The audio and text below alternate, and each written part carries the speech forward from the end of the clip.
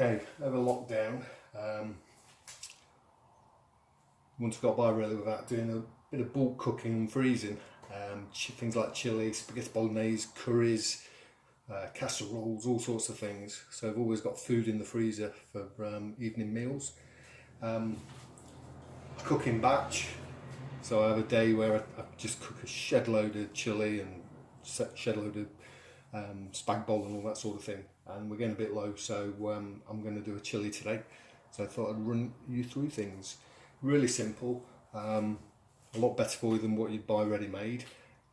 Cheap, really cheap to make, and this one makes enough chili for about 4 meals for us, because we have it with jacket spuds, rice, burritos, tacos, all sorts of things after it's been in the freezer. So we get about four portions out of this for us.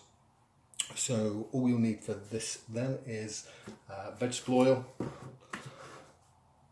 You need 2 onions. These are quite big ones, so they don't need to be that big because they're massive.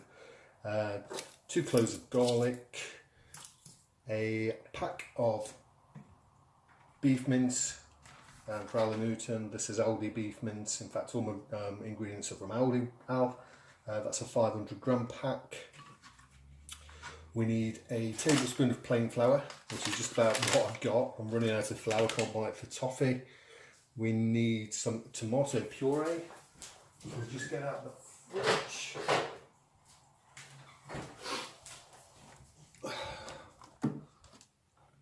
So tomato puree. We also need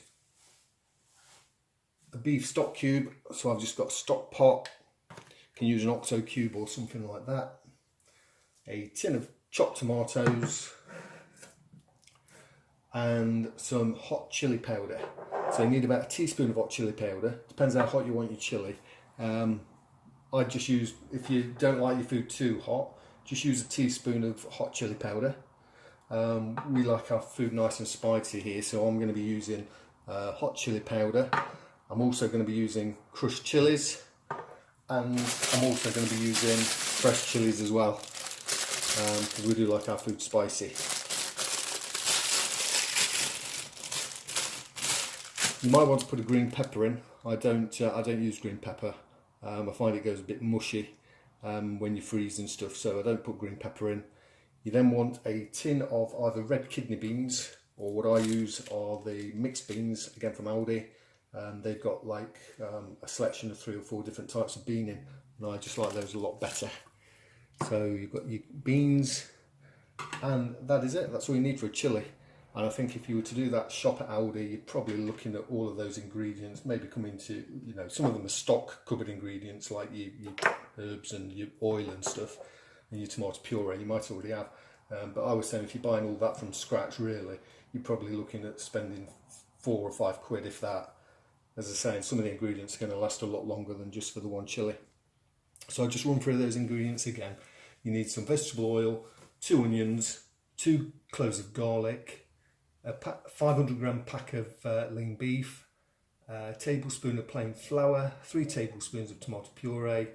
You need 300 ml of beef stock made with a stock cube.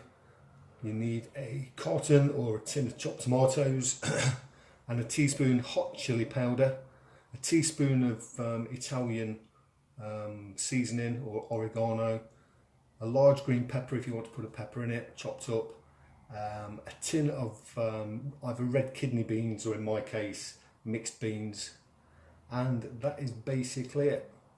I don't know if I told you the amounts for the earlier thing, so yeah, it's 1 tablespoon of vegetable oil on that one, and your mince is a 500 gram pack.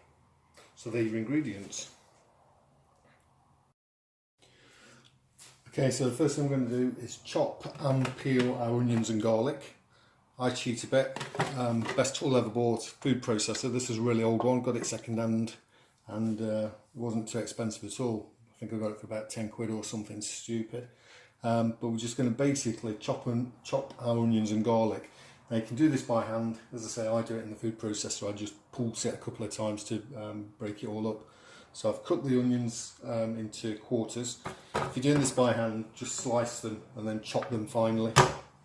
So put your 2 onions and your 2 cloves of garlic, lob them in, lid on, and just a couple of pulses. It's going to get a bit noisy.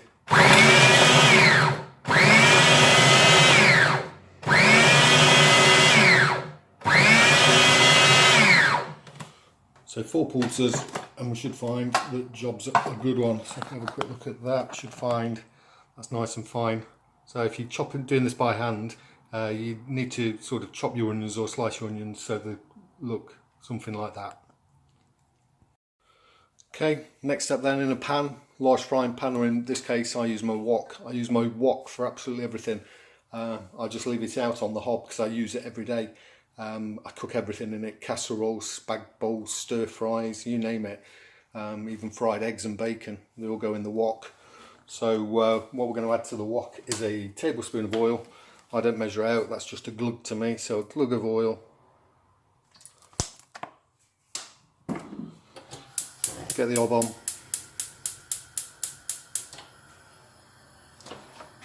And in with the onions and garlic.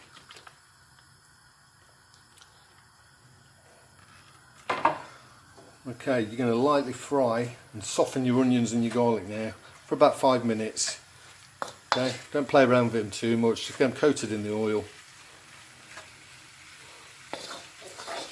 And then just let them do their own thing, just fry away. Give them a stir every now and again, but we'll come back to that in about 5 minutes because we're not going to stand here for 5 minutes watching me fry onions.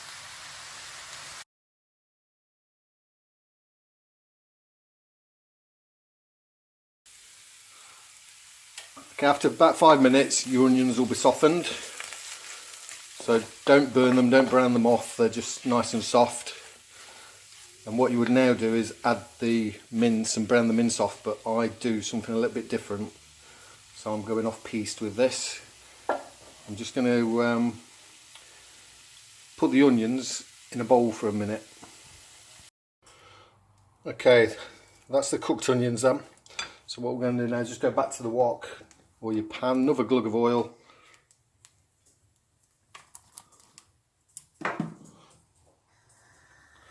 Just wait for that to warm up a little bit.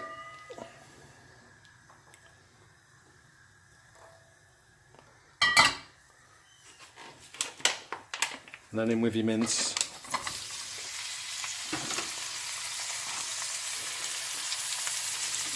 And just break up and brown your mince off for about 5 minutes.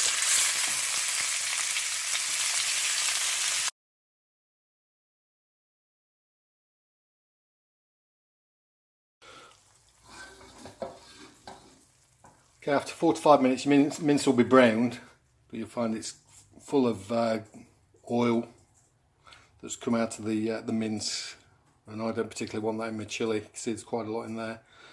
So what I then do, I drain my mince. So just a colander or a sieve.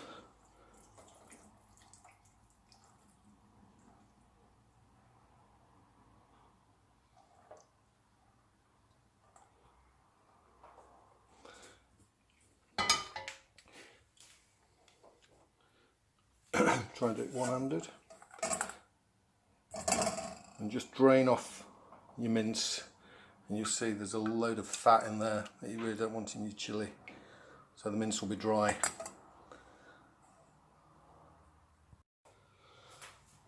Okay, so this is a step you won't find in any cookery book. I've put the drained mince and the 3 fresh chillies in the food processor. So lid on. I'm just going to pulse that down. Now don't do it too much, otherwise you'll end up with a sloppy mush. So I'm just going to pulse it.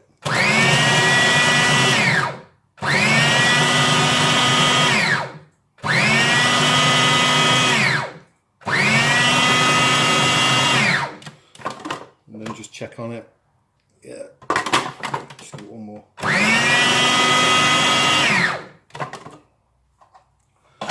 And what you'll find is that the mince is really, really fine, and all your chillies are now sort of chopped up and incorporated into that mix. So that's one tip. Okay, this is the easy bit now. Odd bit's done, because you're just going to go back to your pan and you're basically now going to throw all the other ingredients into your pan. So the first thing that you want to put in is your mince. And remember, your mince has now been all finely chopped, and it's also got your chilies in there. So you're mincing your chili mix, you're going to add your fried onions.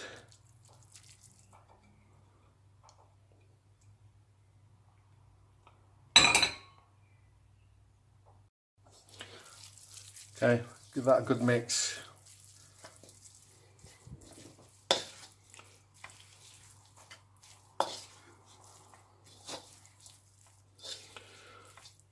And then to that mixture you're going to add a tablespoon of flour. Should be plain flour, but if you haven't got plain flour, self-raising does, I've used it before. I've only got about a tablespoon left, so a tablespoon of plain flour. Just mix that into your mix.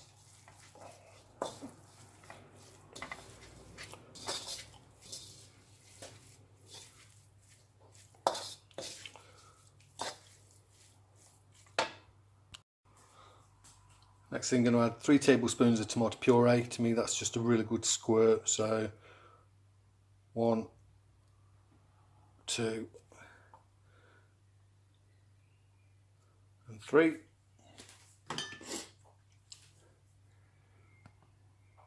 Chopped tomatoes,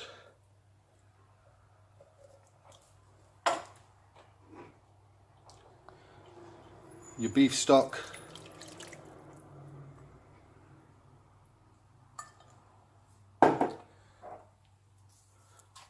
your Italian seasoning or your oregano. Again, I don't measure, I sort of put a decent sprinkle in.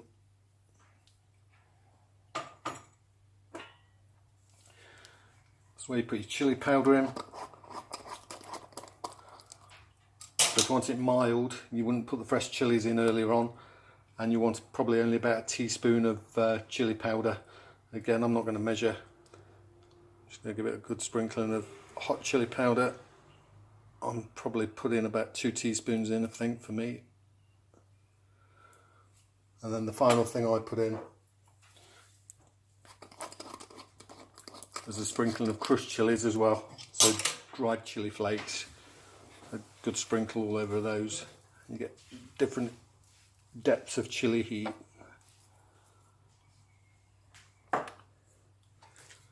Okay, once you've done that, just give it a good mix, turn it up, turn the heat up, bring it to sort of a boil. It's going to take probably 5 minutes or so. Just give it a good stir to incorporate everything, and we'll come back to that in 5 minutes.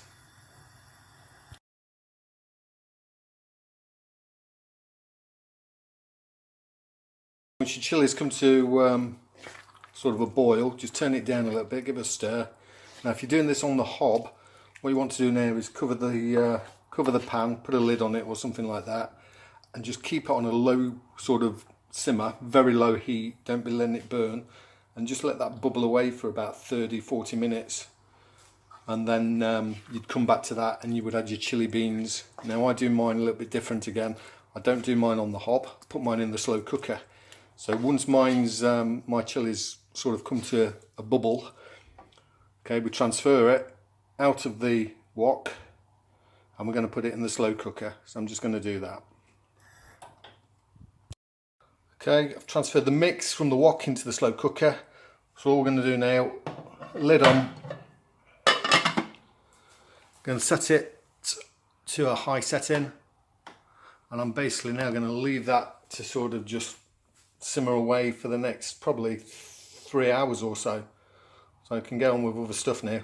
So we'll come back to that in 3 hours, and because we've got one ingredient missing, we've got the beans. I don't put the beans in straight away, otherwise they sort of go to mush as well.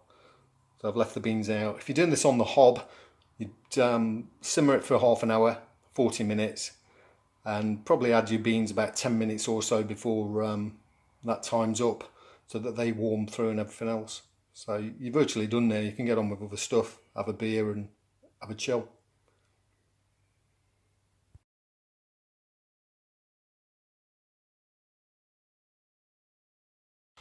Okay, after the chili's been in the slow cooker for about 3 to 4 hours, it should become nice and creamy.